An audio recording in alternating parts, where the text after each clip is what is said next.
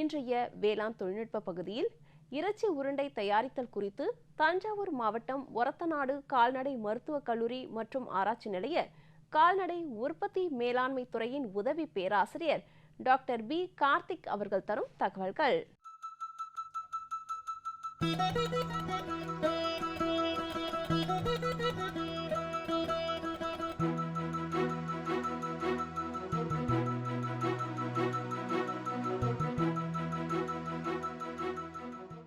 இன்றைய தலைப்பு இறைச்சி உருண்டை எப்படி செய்வது என்பதை நம்ம பார்ப்போம்.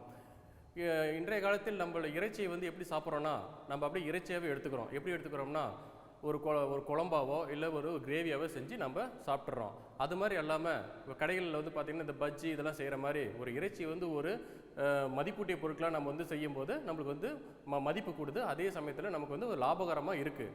அது எப்படின்றத நம்ம இன்றைக்கி பார்ப்போம். அது ஒரு உதாரணமாக தான் இன்றைக்கி இறைச்சி உருண்டை எப்படி செய்கிறதுன்றது நம்ம தெரிஞ்சுக்கலாம். இறைச்சி உருண்டை செய்கிறதுக்கு முதல்ல நம்மளுக்கு என்ன தேவைன்னா, எலும்பில்லா இறைச்சி 1 கிலோ எடுத்துக்கிறோம். 1 கிலோ எலும்பில்லா இறைச்சி எடுத்துக்கிட்டு அதுக்குண்டான தேவையான எல்லா பொருளையும் நம்ம எடுத்துக்கிட்டு, நம்ம இறைச்சி அரைக்கும் இயந்திரம், அது மின்சிங் மிஷின்னு இங்கிலீஷில் சொல்லுவாங்க, அந்த இயந்திரத்தில் நம்ம போட்டு முதல்ல அரைச்சி எடுத்துக்கணும். அந்த அரைச்ச இறைச்சியை நம்ம என்ன பண்ணோம்னா, அதுக்கப்புறம் இறைச்சி கூழ்மம் தயாரிக்கக்கூடிய ஒரு மிஷின், அது பவுல் சாப்புன்னு இங்கிலீஷில் சொல்லுவாங்க. அந்த கூழ்மம் அரைக்கக்கூடிய அந்த கிண்ணம் கலவை இயந்திரத்தில் நம்ம போட்டு அதில் கூழ்மத்தை ரெடி பண்ணுறோம். கூழ்மத்தை தயார் பண்ணதுக்கு அப்புறம் அதில் என்னென்னா நம்ம அது சேர்க்கக்கூடிய பொருட்கள்னு பார்த்திங்கன்னா, முதல்ல உப்பு சேர்த்துட்டு உப்பை சேர்த்து ஒரு 2 நிமிஷம் நம்ம அதில் பண்ணணும். ஓட்டி பண்ணும்போது என்ன ஆகுனா, அதில் இருக்கக்கூடிய புரதச்சத்து வெளியேறும். புரதச்சத்து வெளியேறுனா என்ன, கூழ்மம் தயாரிக்கிறதுக்கு அது நல்ல எதுவாக இருக்கும். அதுக்கப்புறம் பார்த்திங்கன்னா எண்ணெய் சேர்க்கணும். எண்ணெய் ஒரு 50 மில்லி சேர்க்கும் போது என்ன ஆகுதுன்னா, அந்த கூழ்மம் நல்ல பக்காவான நிலையில் வந்துடுது. எப்படி வருதுன்னா, இறைச்சி கூழ்மன்றது என்னென்னா, ஒரு எண்ணெயும் ஒரு தண்ணியும் எப்படி சேராதோ, அந்த சேராத பொருள் எப்படி சேர்க்கிறோன்றதை பொறுத்து தான் இறைச்சி கூழ்மம்ன்றதை நம்ம சொல்லுவோம். அது எப்படி தயாரிக்கிறதுக்காக தான் நம்ம இப்போ பார்த்துக்கிட்டு இருக்கோம். முதல்ல உப்பு சேர்த்துட்டு அதுக்கப்புறம் எண்ணெயை சேர்த்து நம்ம ஒரு 2 நிமிஷம் நம்ம நல்லா கிண்ணம் கலவை இயந்திரத்தில் நம்ம நல்லா அரைக்கணும். அரைக்கும் போது என்ன ஆகும்னா, அதில் இருக்கக்கூடிய புரதம் எல்லாம் வெளியில் எல்லாம் ஒன்று கூட சேர்ந்ததுக்கப்புறம் நம்ம பொருட்கள் அதில் என்ன செய்யணும், மசாலா சேர்த்துட்டு இஞ்சி பூண்டு கலவை, அப்புறம் அதோட வெங்காய கலவை எல்லாமே சேர்த்து மொத்தமாக எல்லாத்தையும் ஒரு 5 நிமிஷம் அரைக்கணும். அது அரைக்கும் போது நம்ம பார்க்க வேண்டிய ஒரே விஷயம் என்னென்னா, அதில் இருக்கக்கூடிய வெப்பத்தன்மை 10 டிகிரிக்கு மேலே நம்ம போயிடக்கூடாது. அது போச்சுன்னா இறைச்சி கூழ்மத்தை நம்ம சரியாக நம்ம எடுக்க முடியாது. அதனால் அதுக்கு என்ன பண்ணணும், ஐஸ் கட்டி ஒரு 10 கிராம் அளவுக்கு ஐஸ் கட்டி வச்சுக்கிட்டு அதில் கொஞ்சம் கொஞ்சமாக சேர்த்துட்டே இருந்தோம்னா அந்த வெப்பத்தை நம்ம 10 டிகிரிக்கு மேலே போகாமல் நம்ம பார்த்துக்கலாம். அதுக்கப்புறம் அது கடைசியாக நம்ம என்ன பண்ணணும், உருளைக்கிழங்கு 100 கிராம் போட்டு, அப்புறம் மைதா கொஞ்சம் போட்டு நம்ம எல்லாம் ரெடி பண்ணும்போது ஒரு 5 to 7 நிமிஷத்தில் பார்த்தீங்கன்னா இறைச்சி கூழ்மம் நம்மளுக்கு தயாராகிடுது. இறைச்சி கூழ்மம் தயாரானதுக்கப்புறம் அதை எடுத்து அப்படியே நம்ம நம்மளுக்கு தேவையான அளவுக்கு உருண்டையை நம்மள கையிலே பிடிக்கலாம்.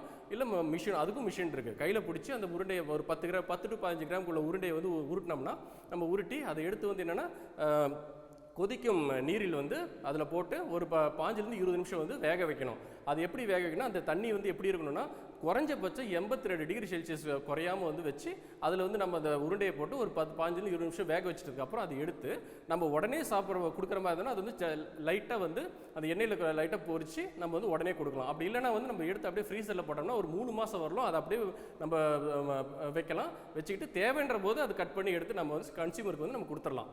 கொடுத்தது அது மற்றபடி என்ன பண்ணலாம், இதில் லாபம் நம்ம பார்த்திங்கன்னா ஒரு இறைச்சி இன்னைக்கு என்ன ரூபா வருதுன்னா 210 240 ரூபா வரல வருது.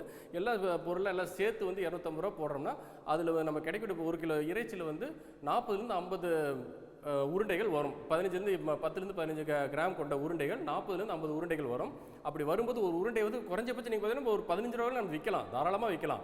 இப்போ பஜ்ஜி சமோசா இதெல்லாமே ஒரு 5 ரூபா 10 ரூபாய்க்கு குறையாமல் விற்கிறாங்க. அது மாதிரி இறைச்சி உருண்டைன்ற போது நம்ம இன்னும் நல்லாவே விற்கலாம், சொல்லியே விற்கலாம். அது விற்கும் போது என்ன ஆகுதுன்னா, ஒரு 50 உருண்டை வச்சுடும் 500 ரூபா, 10 ரூபா வச்சா கூட 500 ரூபா நம்மளுக்கு வருது. ஒரு 250 ரூபா இறைச்சி நம்மளுக்கு 500 ரூபா பொருளாக மாறுது. இதுதான் நம்ம இங்கே தெரிஞ்சுக்க வேண்டிய விஷயம். ஒரு தொழில்முறை நம்ம வரணும்னா ஒரு பொருளை நம்ம மதிப்பூட்டி அதை நம்ம விற்பனை செய்யும்போது நம்மளுக்கு லாபம் இரட்டிப்பாக கிடைக்குது. இதுதான் நம்ம சொல்லக்கூடிய விஷயம். மேலும் விவரங்கள் பெற டாக்டர் பி கார்த்திக் அவர்களை 099401426 என்ற கைபேசி எண்ணில் தொடர்பு கொள்ளலாம்.